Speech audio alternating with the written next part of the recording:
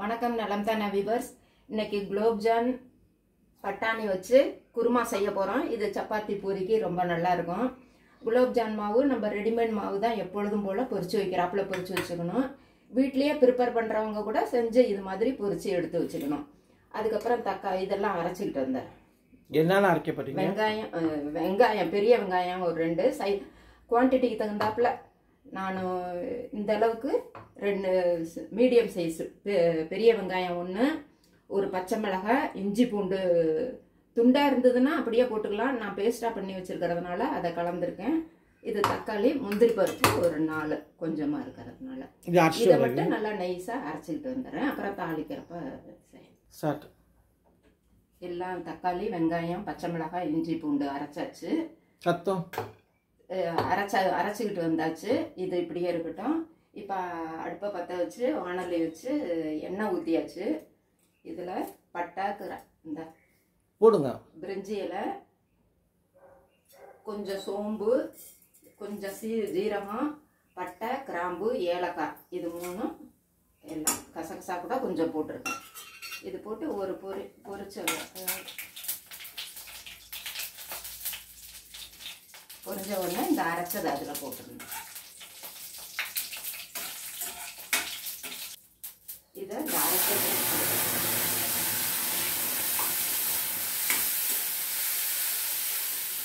இது எவ்வளோ நேரம் கொதிக்கணும்? இது இந்த பச்சை வாசம் போகிற வரையிலும் கொதிச்சதுன்னா அதுக்கப்புறம் அதெல்லாம் வெந்தது தான் போட்டு ஒரு கொதி வாங்கணும். பட்டாணி ஏற்கனவே வேக வச்சுருக்கீங்களா?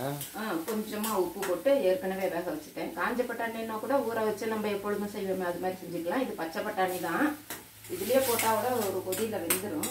நான் எதுக்கும் தனியாக வேக வச்சு எடுத்து வச்சுட்டேன். இந்த வாசம் நல்லா இருக்குது. இது நல்லா பச்சை வாசம் போகிற வரையில் வேகணும். அவங்க வெங்காயம், தக்காளி இதுலேயே இப்போ காஷ்மீர் மிளகாத்தூள். நம்ம கொஞ்சம் காரம் வேணுங்கிறவ நம்ம சாதாரண மிளகாய் பொடியும் போட்டுக்கலாம். இது காஷ்மீர் மிளகாத்தூள் நல்லா கலர் கொடுக்குங்கிறதுக்காக இது ஒரு சின்ன ஸ்பூன் 1, கொத்தமல்லி தூள் ஒரு சின்ன ஸ்பூனு, மஞ்சத்தூள், இது மஞ்சத்தூள், இது மிளகுத்தூள் அப்புறம் கடைசியில் போட்டுக்கலாம், ஜீரகத்தூள். ஜீரகம் போட்டிருக்கோம் கொஞ்சம், இருந்தாலும் இது கொஞ்சம் போடுறோம். கடைசியில் இறக்குறப்ப கஸ்தூரி மேத்தியாவது கொத்தமல்லியாவது ஏதாவது ஒன்று நல்லா கசக்கி அதில் போட வேண்டியது. இதெல்லாம் எடுத்து வச்சிருக்கோம். கொஞ்சமாக உப்பு போட்டுக்கலாம், அப்போ தான் டேஸ்ட்டு கொடுக்கும்.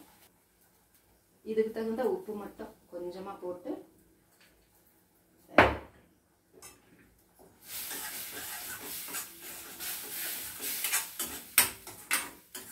இது வெந்ததுக்கு அப்புறமேலே தண்ணி ஊற்றிக்கலாம். இப்போ ஊற்றுறான்னு நினைக்கிறேன். இல்லை இன்னும் கொஞ்சம் வேகணும். இதெல்லாம் இந்த குலோப்ஜானில் கொஞ்சம் வாமா பால் ஊற்றிடலாம். பால் இல்லாட்டி சுடுதண்ணி கூட லைட்டு சுடுதண்ணியாக ரொம்ப கொதிக்க ஊற்ற வேண்டாம்.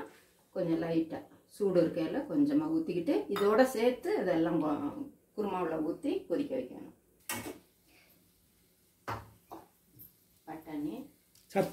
பட்டாணியை போட்டாச்சு. இன்னும் கொஞ்சம் தண்ணியும் ஊற்றிக்கலாம்.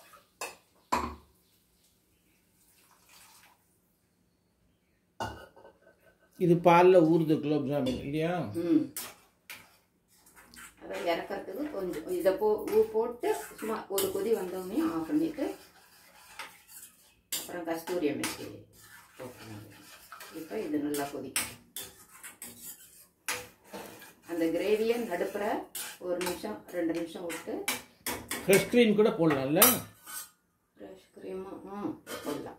பொதுவாகவே குருமாங்க அதை எடுத்து வச்சுக்கோ. இங்கே கொண்டா அதெல்லாம் வேண்டாம். எனக்கு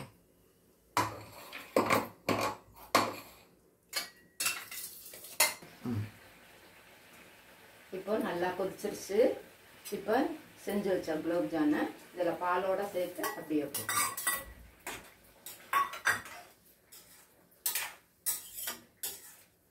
1 நிமிஷம் கொதிக்க விட்டுட்டு அதுக்கப்புறம் இறக்க போகிறதுக்கு முன்னாடி கஸ்தூரி மெத்தியும் ஐஸ் இது க்ரீம்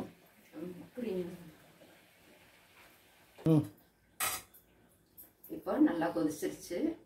கொஞ்சமாக கஸ்தூரி மேத்தி எடுத்து நல்லா கையில் ஒரு தேய்ச்சிட்டு இப்படியே தூவிட வேண்டியது தான். க்ரீமும் கொஞ்சம் போட்டுட்டு ஆஃப் பண்ணிடுறேன். ஃப்ரெஷ் க்ரீம் போடுறீங்களா? Fresh cream. ஃப்ரெஷ் க்ரீம் தான். இன்னும் டேஸ்டியாக இருக்கும்.